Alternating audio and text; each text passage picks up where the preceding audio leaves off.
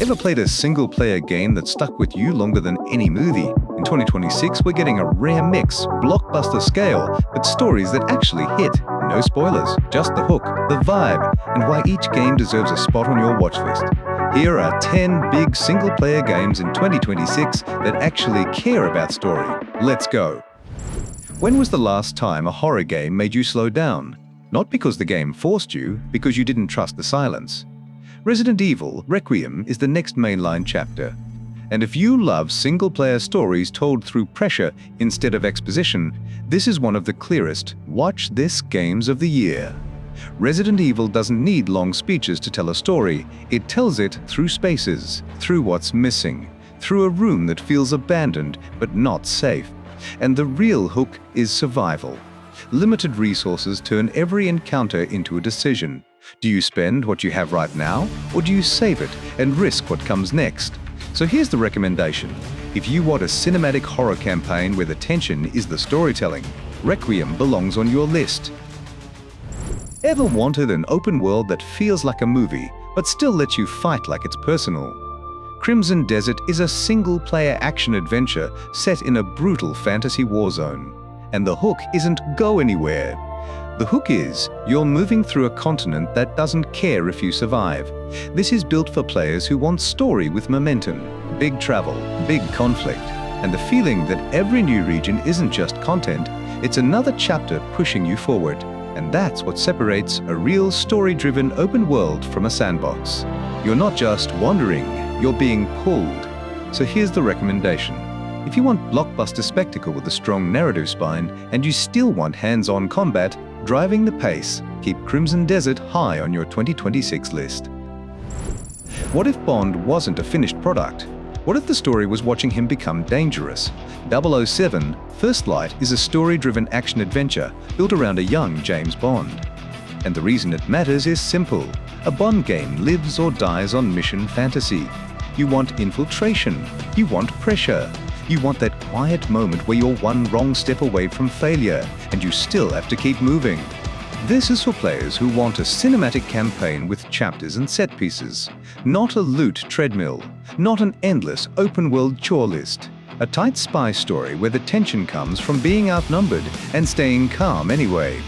So, here's the recommendation. If you miss single-player spy games that feel slick, focused, and finishable, put First Light on your watch list. Have you ever watched a sci-fi horror movie and thought, I would not survive this because I'd trust the wrong person? Directive 8020 is cinematic space horror built around choice and consequence.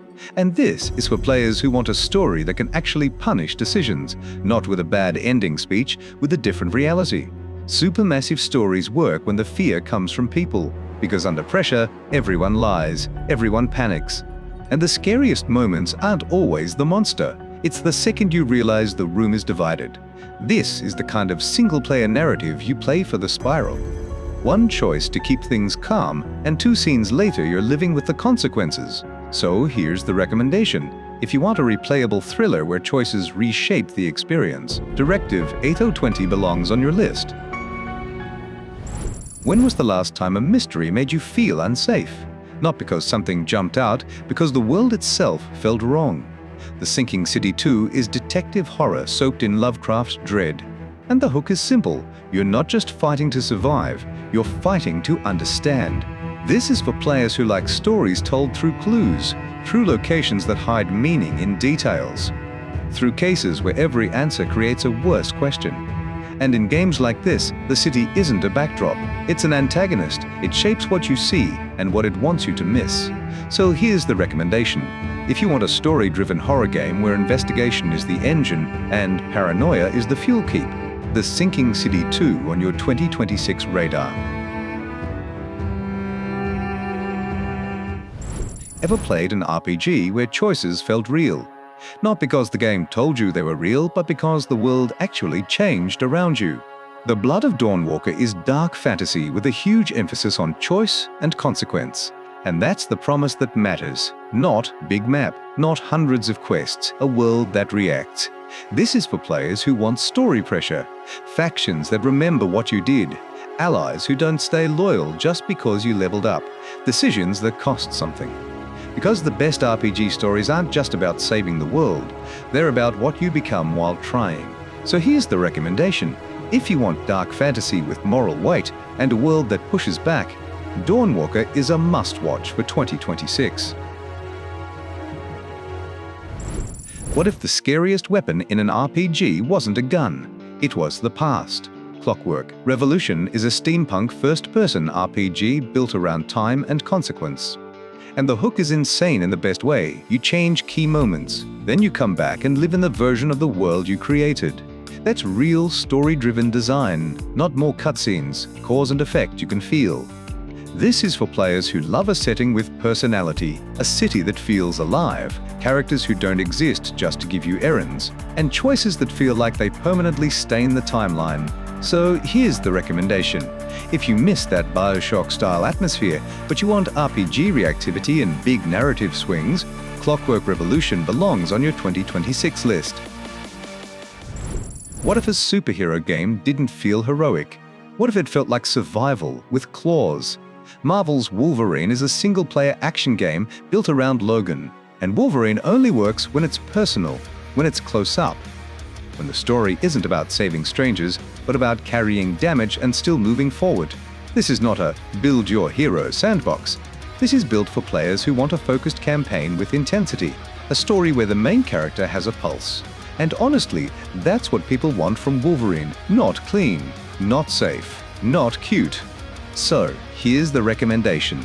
If you want a brutal, grounded, character-driven superhero story, Wolverine is one of the biggest single-player bets of 2026. When was the last time a modern thriller felt believable? Not fantasy believable, headline believable.